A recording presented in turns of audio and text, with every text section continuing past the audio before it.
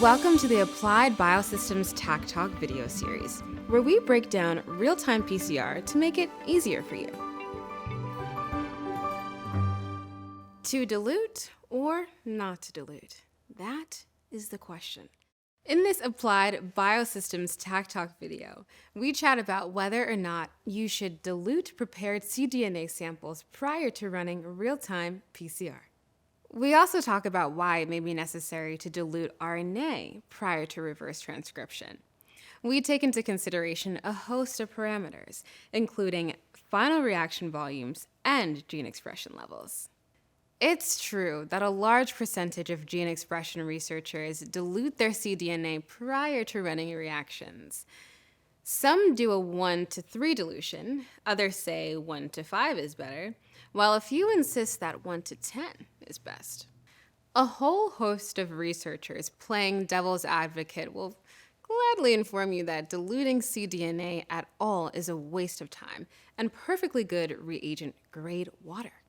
So who's right and who's not?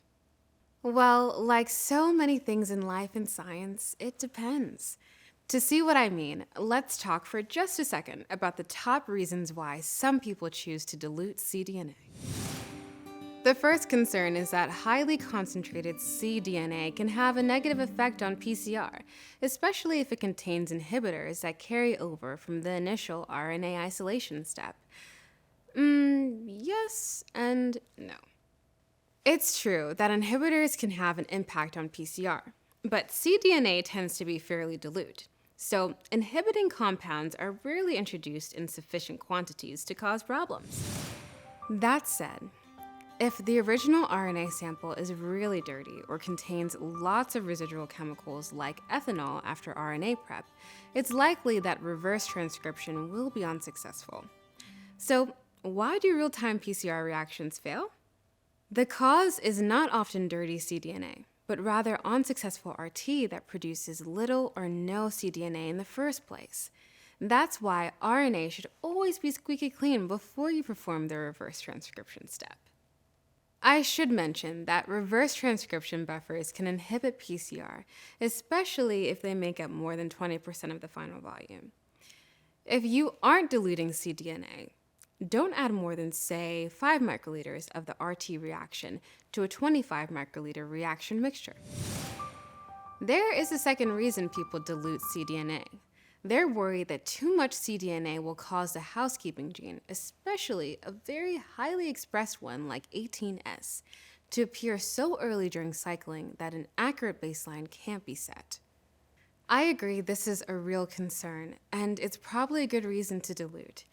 Just be sure to avoid diluting so much that the CTs for your target gene drift into the mid-30s or later, since this can cause problems on its own. One final note. Users always have the option of limiting how much RNA goes into the initial RT reaction, so keep that in mind. Thanks for watching.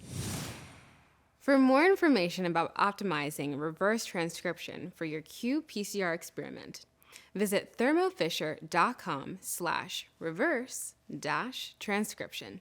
We've got a lot of great products and educational resources. Check out other Applied Biosystems Taq Talk videos on our website, thermofisher.com/taqtalk.